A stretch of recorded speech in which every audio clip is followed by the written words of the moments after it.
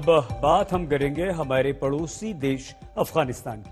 अफगानिस्तान में इन दिनों जबरदस्त हलचल है। अमेरिकी सेना अफगानिस्तान से अपना सामान बांध चुकी है। बगराम एयरबेस रातों रात खाली कर दिया गया और वहीं नेटो के सदस्य देशों ने भी अपनी अपनी टुकड़ियों को वापस अफगानिस्तान से बुला लिया। इस बीच तालिबान ने युद्ध छेड़ दिया। वो एक बार फिर से एक गांव के बाद दूसरे गांव पर यानी कि गांवों पर कब्जा लगातार जमा रहे हैं। शहरों को तालिबान अपने नियंत्रण में ले रहे हैं। स्थिति यह हो गई है कि अफगानिस्तान का 85% इलाका तालिबान के नियंत्रण में आ चुका है। कंदहार के बाहरी इलाके में भीषण युद्ध छिड़ा हुआ है और इसीलिए सरकार ने कंदहार में भारतीय दूतावास के स्टाफ को भी वापस भारत बुला लिया है।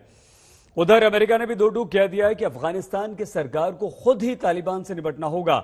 अमेरिका अफगानिस्तान की लड़ाई अब नहीं लड़ सकता।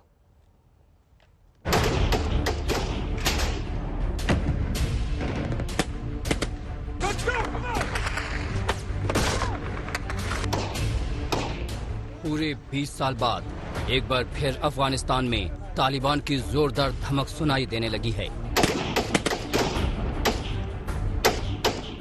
तालिबान न सिर्फ ताकत बटोर रहा है बल्कि राजधानी काबुल की तरफ तेजी से बढ़ भी रहा है। अफगानिस्तान के 85% इलाके पर तालिबान का दबदबा दिखने लगा है।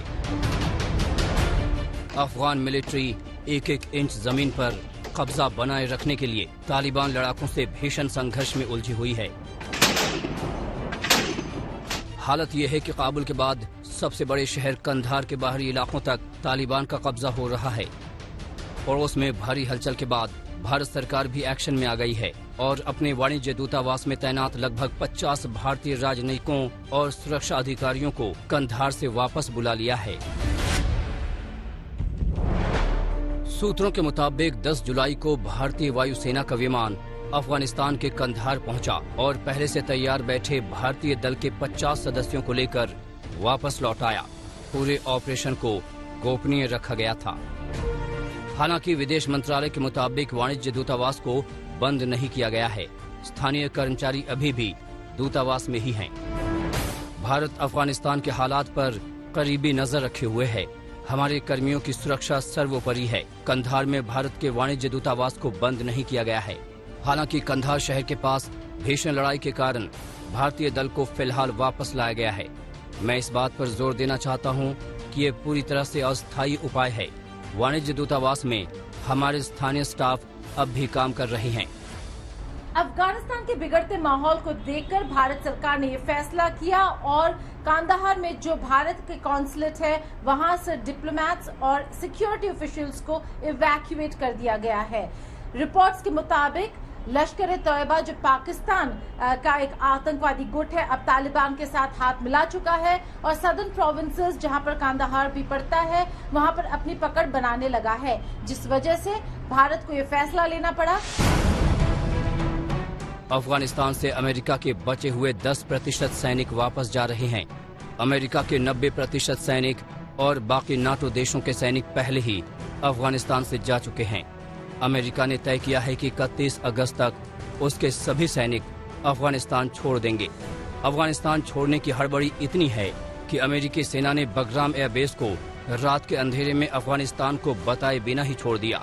जाते वक्त अमेरिकी सेना बेस में रखे हुए हजारों बोतल बंद पानी, एनर्जी ड्रिंक्स, रेडीमेड खाना भी छोड़ गए।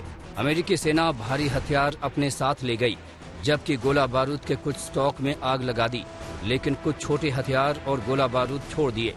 बगराम एयरबेस से निकलते वक्त अमेरिकी सेना ने करीब 20 मिनट तक बिजली गुल कर दी थी। अमेरिका पिछले 18 साल से अफगानिस्तान में जमा हुआ था। इस दौरान तालिबान से संघर्ष में उसके 2300 फौजी मारे गए हैं।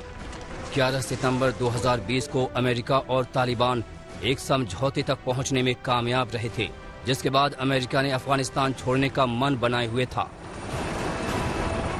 9 जुलाई को जब अमेरिकी राष्ट्रपति जो बाइडेन से पूछा गया कि क्या अफगानिस्तान को उसके हाल पर छोड़ दिया गया है, तब उनका जवाब दिलचस्प था। बोले, हम राष्ट्र निर्माण के लिए अफगानिस्तान नहीं गए थे। We did not go to Afghanistan to nation build. And it's the right and the responsibility of the Afghan people alone to decide their future and how they want to run their country. Afghanistan के पास एक ताकतवर सेना है। America और NATO देश ने करीब 3 lakh Afghan military के जवानों को ट्रेनिंग दी है। उनके पास अत्याधुनिक हथियार है। अमेरिकी सेना से इलेक्ट्रॉनिक सर्विलांस और टेक्निकल मदद भी मिलती है। यही वजह है कि अमेरिकी राष्ट्रपति को पूरा भरोसा है कि तालिबान को अफगान सेना खदेड़ देगी। Is a Taliban takeover of Afghanistan now inevitable? No, it is not. Do you trust the Taliban, Mr. President? Do you trust the Taliban, sir? Is why you don't trust the Taliban? It's a silly question. Do I trust the Taliban? No. But I trust the capacity of the Afghan military, who is better trained, better equipped, and more competent in terms of conducting war. लेकिन जमीनी हकीकत कहीं डरावनी है। अफगान सेना तालिबान लड़ाकों के सामने कई मोर्चों पर कमजोर साबित हुई। एक एक कर गांव, कस्बे और शहर उनकी पकड़ से निकलते ही जा रहे हैं। जमीन पर हालात बद से बदतर होते जा रहे हैं। कुल मिलाकर हालत ये है कि अफगानिस्तान गृह युद्ध के मुहाने पर है। तालिबान का कब्जा बढ़ रहा है और जमीन पर सरकारी नियंत्रण हर रोज सिकुड़ते ही जा रहे हैं। गीता मोहन के साथ आज तक ब्यूरो।